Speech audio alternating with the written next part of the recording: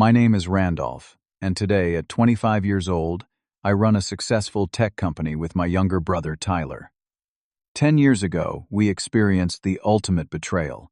I was 15, Tyler just 10 when we came home from school to find our belongings burning in our backyard. Our mother and her new husband were filming it all, laughing as they destroyed everything we owned. That day changed us forever. Yesterday, exactly a decade later, we finally executed our revenge. Tyler's phone has not stopped buzzing since, with over 50 desperate messages from the people who abandoned us. Before I tell you how my brother and I turned our childhood trauma into the sweetest revenge, let me know where you are watching from, and hit subscribe if you have ever had to overcome family betrayal. Our story begins long before that fateful day.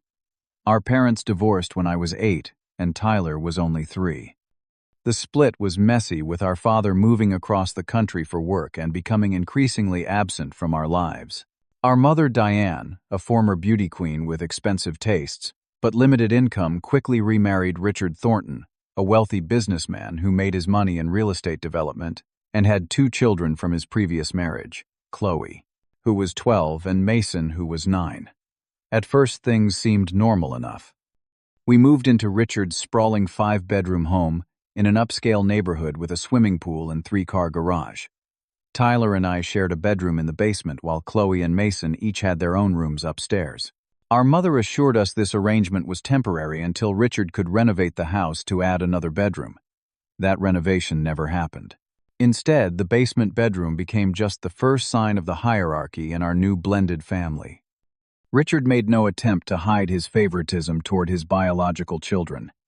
Chloe and Mason received new clothes every season, while Tyler and I wore hand-me-downs. They got the newest gaming systems and phones, while we shared an outdated computer for schoolwork. At dinner, their plates were always piled higher than ours. Our mother, who had once been attentive and loving, transformed before our eyes. She seemed desperate to please Richard and win approval from her stepchildren, even at the expense of her own sons. When Richard complained about the grocery bill, she cut back on our portions. When he grumbled about driving us to activities, she withdrew us from sports teams. When his children mocked our secondhand clothes, she laughed along instead of defending us. "Randolph, you need to understand that Richard works very hard to provide for this family," she would say whenever I protested the unequal treatment. "We need to be grateful and not cause problems." The summer before that terrible day, Richard took the family to Disney World. Well, not the whole family. Tyler and I were sent to stay with a distant aunt who made it clear we were unwelcome burdens. When they returned with souvenirs for everyone except us, my mother avoided my eyes. The trip was expensive enough with 4 people, she explained weakly. On October 15th, the day everything fell apart, I picked up Tyler from his elementary school as usual. His teacher, Mrs. Winters, gave me a concerned look as we left. "Is everything okay at home, Randolph?" she asked quietly. "Yes, everything is fine," I lied, because that is what we had been taught to do. Protect the family image. Never tell outsiders about problems at home. Tyler was quieter than usual as we walked the 12 blocks home. "Mason took my lunch again," he finally admitted. "I told Mom last night, but she said I should just bring extra food for him." I felt that familiar anger rising. "Did you eat anything today?" Mrs. Winters noticed and shared her apple with me. He said, his voice small. I put my arm around his thin shoulders. Tyler had always been small for his age, but he seemed to be getting thinner rather than growing. "When we get home, I will make you a big sandwich," I promised. "I saved half my lunch for you, too." We turned the corner onto our street and immediately noticed something was wrong. Smoke was rising from our backyard, and we could hear shouting. We broke into a run, dropping our backpacks on the front lawn as we raced around to the back of the house. The scene that greeted us was surreal. A large bonfire burned in the middle of the yard. Our mother stood beside it, holding up her phone to record, while Richard threw more items into the flames. With horror, I recognized our belongings, my sports trophies, Tyler's stuffed animals, our books, our clothes, even framed photos of us with our grandmother. Mom Tyler's voice cracked. "What are you doing?" She turned, her face twisted in an expression I had never seen before, somewhere between contempt and excitement. "Oh, look, the parasites are home," she said to the camera. Richard grabbed Tyler's prized bicycle, the only birthday gift he had received that year, a second-hand bike I had helped restore and paint his favorite color blue. "You are 15 and 10, but you eat like grown men," our mother announced, still filming. "We cannot afford parasites." Richard doused the bicycle with gasoline from a red container. "My real kids need the garage space," he shouted, pushing the bike into the fire. The flames leaped higher as the plastic seat and handlebars melted. Through the windows, we could see Chloe and Mason watching, pointing, and laughing. But they were not the only audience. Several neighbor kids had gathered on the other side of the fence, recording everything on their phones. "What is happening?" I demanded, stepping forward to shield Tyler, who had begun to tremble. Our mother lowered her phone for a moment, her smile cold. "We are simplifying our lives, Randolph. Richard got a wonderful opportunity to expand his business in France. We are moving tomorrow." "Moving," Tyler repeated. "When will we pack our stuff?" "Oh, you misunderstand," Richard said with a cruel laugh. "We are moving to France. Not you two burdens." The world seemed to tilt beneath my feet. "What are you talking about? We are your children," I said, looking at our mother. "Foster care is 3 blocks away," Richard responded, pointing down the street. "Start walking."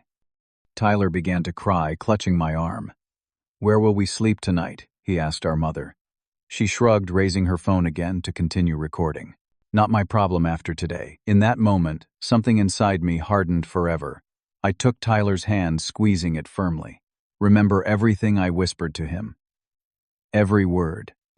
We turned and walked away as Richard threw the last of our possessions into the fire, the neighbors still recording and our mother calling after us.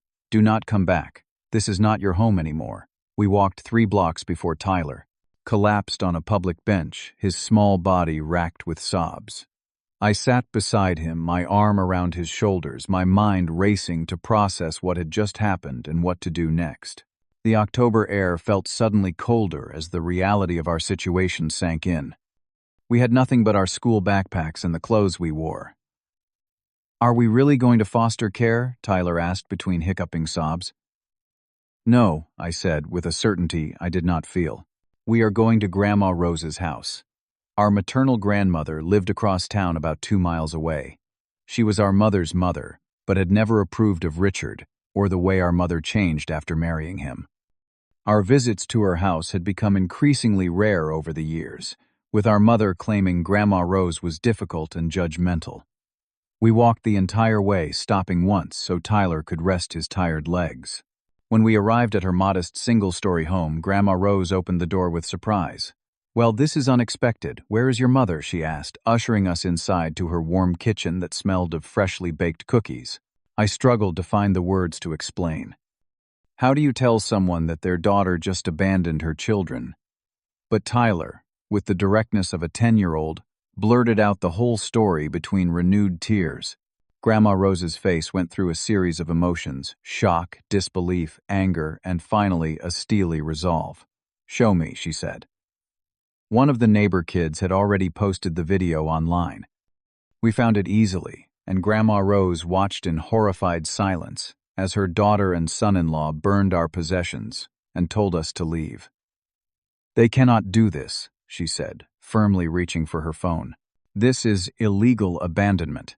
What followed was a whirlwind of activity.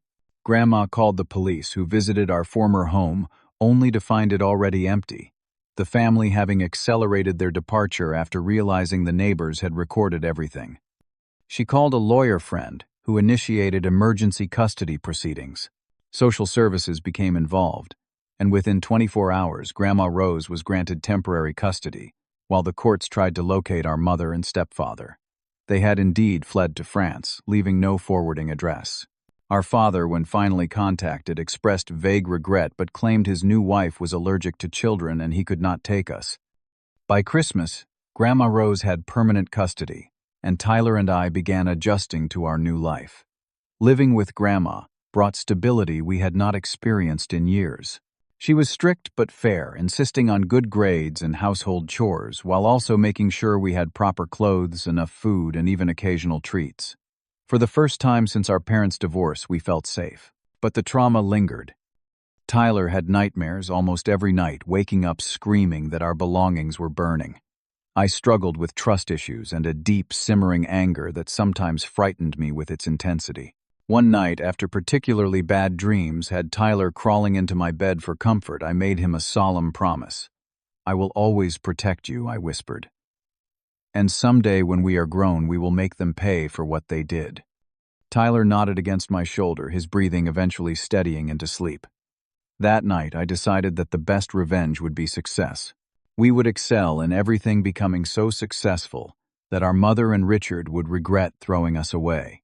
I threw myself into computer programming, spending hours at the public library, learning coding, languages, and software development. Tyler, always bright, channeled his pain into academics, bringing home perfect grades and winning school competitions in mathematics and science. When I was 18, tragedy struck again. Grandma Rose, who had been our rock and salvation, was diagnosed with aggressive pancreatic cancer. Within months, she was gone, leaving Tyler and me alone once more. I delayed my college plans to become Tyler's legal guardian, determined to keep my promise to always protect him. Working multiple jobs while taking night classes at community college was exhausting, but the alternative, allowing Tyler to enter foster care, was unthinkable. We moved to a tiny apartment near Tyler's school, pinching pennies to make ends meet.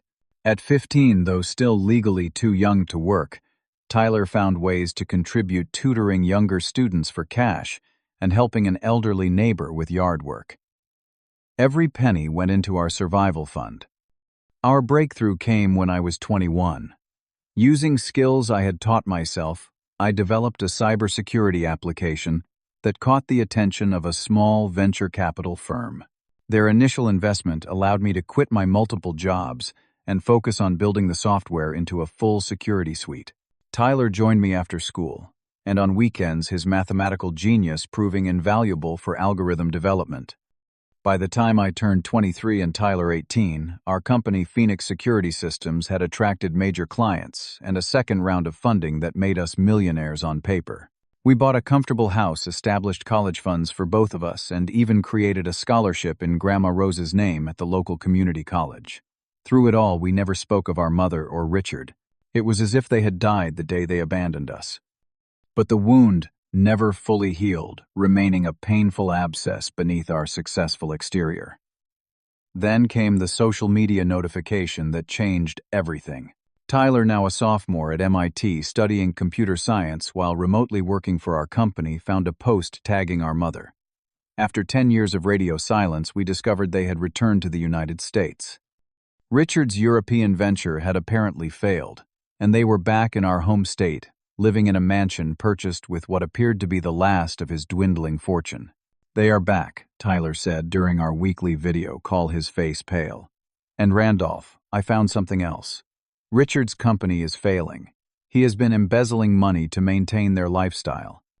As we stared at each other through our screens, separated by thousands of miles but united by our shared history, the same thought passed between us. The time for justice had finally come. Our revenge required meticulous planning. For the next 6 months, we devoted ourselves to understanding every aspect of our mother and stepfather's current lives. I hired private investigators who discovered that Richard's real estate development company was on the verge of bankruptcy.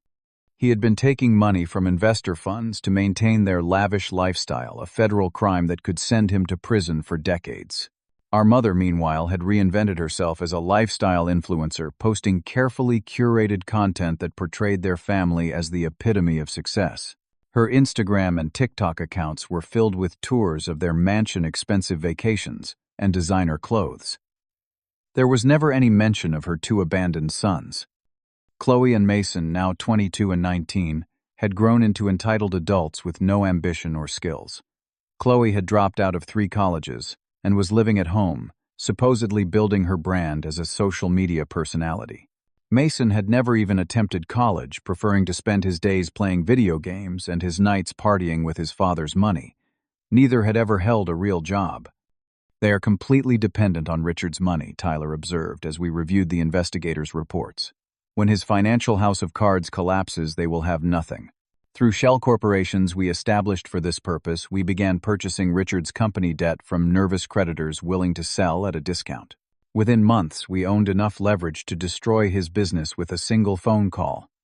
We also discovered that their mansion bought at the peak of the market was now underwater on its mortgage due to a local real estate downturn. The bank, concerned about Richard's deteriorating financial situation, was quietly shopping the loan. We bought it, becoming their effectively anonymous landlords. Using our tech expertise, we hacked into Richard's business and personal accounts, gathering irrefutable evidence of his financial crimes. We compiled a comprehensive dossier that included bank statements, fraudulent documents, and incriminating emails. For our mother, we created a different kind of file. We tracked down the original videos of our abandonment, now long forgotten by the neighborhood kids who had recorded them. We contacted former friends and colleagues who had witnessed her transformation from mother to monster, collecting statements and evidence of her complicity in child abandonment. As the 10th anniversary of our abandonment approached, we learned that Richard and our mother were planning to host a crucial dinner for potential investors, a last desperate attempt to save his failing business. This would be the perfect moment to execute our plan. The night before Tyler flew in from Boston, we sat in my home office reviewing every detail of our strategy one final time. "Are you nervous?" I asked, noticing his hands fidgeting with a pen. "A little," he admitted. "I keep thinking about Grandma Rose, how she took us in without hesitation. How different would our lives be if Mom had been half the parent Grandma was?" I nodded, remembering our grandmother's unwavering support. "She saved us. And tomorrow we honor her by finally closing this chapter." Tyler was silent for a moment, then asked the question that had lingered between us for months. "Are we doing the right thing? Is this justice or just revenge?" I considered this carefully. "Both, I think. They committed crimes, Tyler. Real legal crimes against us and against Richard's investors. They deserve consequences. But yes, this is also about finally lancing the wound that has never healed for either of us." We spent the evening reminiscing about Grandma Rose, drawing strength from her memory. "Remember how she used to say that the best revenge is living well," Tyler said with a small smile. "We have done that part," I replied. "Tomorrow is about making sure they know it." As we prepared for bed, I put my hand on Tyler's shoulder. "No matter what happens tomorrow, we have each other. That is more than they will ever have." The next morning, we dressed in our finest suits, looking every inch the successful businessmen we had become. The irony was not lost on us that we were now far wealthier than the people who had once called us burdens and parasites. "Ready?" I asked as we stood in front of my car. Tyler nodded, his face composed and determined. "Ready." We arrived at our former stepfather's mansion precisely as the dinner party was beginning. Luxury cars lined the circular driveway, and through the large front windows we could see guests in formal attire mingling in the foyer. A valet approached our car, but we declined his assistance, taking a moment to steel ourselves before approaching the front door. The maid who answered looked confused when we asked for Richard and Diane Thornton, clearly not recognizing us as expected guests. Before she could turn us away, we stepped past her into the foyer. Conversations halted as heads turned toward the newcomers, and then across the room I saw her. Our mother, elegant in a designer dress, champagne flute in hand, frozen in mid-conversation as her eyes landed on us. For a moment, confusion clouded her features. Then recognition dawned, followed by unmistakable panic. She set down her glass with a shaking hand and hurried toward us, plastering on a fake smile. "There must be some mistake," she said, quietly trying to guide us toward the door. "This is a private event." "No mistake," I replied, my voice steady. "We were invited. Just not by you." Richard appeared at her side, his face flushing red. "You need to leave immediately," he hissed under his breath. "Whatever this is, we can discuss it another time." "Actually," Tyler said, his voice carrying across the now silent room, "we are here to discuss your investment opportunity. After all, we own most of your debt." A distinguished-looking man stepped forward. "You are the representatives from Phoenix Acquisitions. We have been eager to meet you." I nodded, extending my hand. "Randolph Wilson, CEO of Phoenix Security Systems and Phoenix Acquisitions. This is my brother and business partner, Tyler Wilson." Comprehension and horror dawned on Richard's face. "Wilson was your father's name," he said weakly. "Yes," Tyler confirmed. "The name of the children you abandoned 10 years ago today." One of the female guests gasped. From the corner of my eye, I could see Chloe and Mason hovering in the doorway to the dining room, confusion written across their entitled faces. "I think we should all sit down," I suggested calmly. "We have quite a story to share with your potential investors." What followed was a meticulously orchestrated dismantling of Richard and our mother's carefully constructed facade. As the guests took their seats at the enormous dining table, I connected my phone to the room's smart television system. 10 years ago, today, on October 15th, our mother and stepfather made a decision. I began as the screen came to life, showing the video of our burning possessions and our mother's cruel words. The room fell deathly silent as the footage played. Our mother sank into her chair, all color draining from her face. Richard repeatedly tried to turn off the television, but Tyler had already locked the system with his technical skills. When the video ended, I turned to the stunned investors. That was the day they abandoned 2 children, ages 15 and 10, telling us to walk to foster care because we were burdens and parasites. "This is ancient history," Richard blustered. "A family dispute blown out of proportion. Perhaps I conceded. But your current financial activities are very much present concerns." With that, I displayed the evidence of Richard's embezzlement, methodically walking the potential investors through the fraudulent transactions and misrepresented assets. "You are currently insolvent," Tyler explained clinically. "The only thing keeping your company afloat is the promise of new investment, which would inevitably be lost to maintain your lifestyle and cover previous misappropriations." The investors began muttering among themselves, several already gathering their belongings to leave. Our mother finally found her voice. "Why are you doing this?" she demanded, tears streaming down her face. "To punish us. We made a mistake. We were under financial pressure." "Financial pressure," I repeated incredulously. "You were moving to France. You bought those children." I gestured toward Chloe and Mason, who stood frozen in shock, new laptops and phones the week before you burned our possessions. "You were not under pressure. You simply decided we were disposable."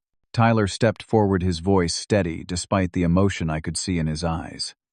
"We are not here for an apology. We are here for justice." I produced an envelope and slid it across the table to Richard. "This is an eviction notice. We own your mortgage as of last month. You have 30 days to vacate the premises." "You cannot do this," Richard shouted, his face purple with rage. "I will sue you." "With what money?" Tyler asked quietly. "Your company assets are frozen, as of an hour ago, pending a federal investigation into securities fraud. The evidence has already been provided to the Securities and Exchange Commission." Our mother turned to the remaining guests, desperate. "They are lying. They have always been troubled boys making up stories." I cut her off by playing another video, this one a recent interview with Mrs. Winters, Tyler's former teacher, describing the day we came to school, bruised after Richard had pushed us down the stairs, and how our mother had made us lie about it. Chloe finally stepped forward. "Dad, what is happening? Are we really losing the house?" "Do not worry," I told her, surprising everyone. "Unlike your parents, we do not punish children for the sins of their elders. We have established trust funds for your children should you ever have any. Education, healthcare necessities will be covered. The only innocent parties should not suffer." This unexpected gesture seemed to break our mother completely. She collapsed into her chair, sobbing uncontrollably. Richard, seeing his chance, leaned toward me. "How much?" he whispered urgently.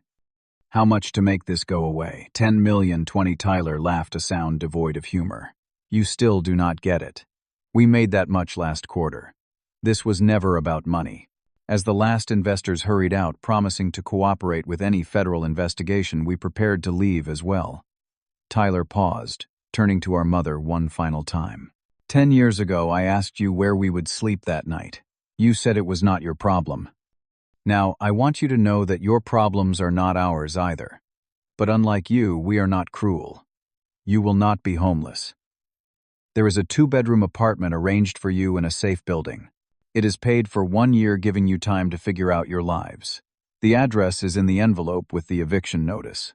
With that, we walked out exactly as we had walked away a decade earlier, leaving behind stunned silence. By the time we reached the car, Tyler's phone was already buzzing with notifications. Over 50 messages from our mother flooded in, ranging from rage to bargaining to desperate pleas for forgiveness. We drove in silence until we reached the small memorial garden we had created for Grandma Rose last year. Sitting on a bench beneath her favorite type of flowering tree, Tyler finally spoke. I thought I would feel happier, more satisfied. I know what you mean, I admitted. I do not feel joy. Just release. Like putting down a heavy weight I have been carrying for years. We sat there until sunset talking about Grandma Rose. Our company plans, Tyler studies everything except the scene we had just left. The past no longer had power over our future. The following morning, we learned that Richard had been arrested for financial crimes. Our mother's carefully curated social media accounts were deluged with comments from people who had seen the videos which had gone viral overnight. The perfect family image she had cultivated was shattered beyond repair. We had pledged a significant portion of our fortune to establish the Rose Wilson Foundation for abandoned and neglected children, ensuring that others might find the support and second chances we had received through our grandmother. Have you ever had to confront family members who betrayed your trust? Share your story in the comments below. If our journey from abandoned children to successful adults who found justice resonated with you, please hit the like button and subscribe to hear more stories of overcoming adversity. Share this video with someone who needs to know that their past does not define their future. Thank you for being part of our healing journey, and remember, sometimes the family we choose becomes more important than the family we were born into.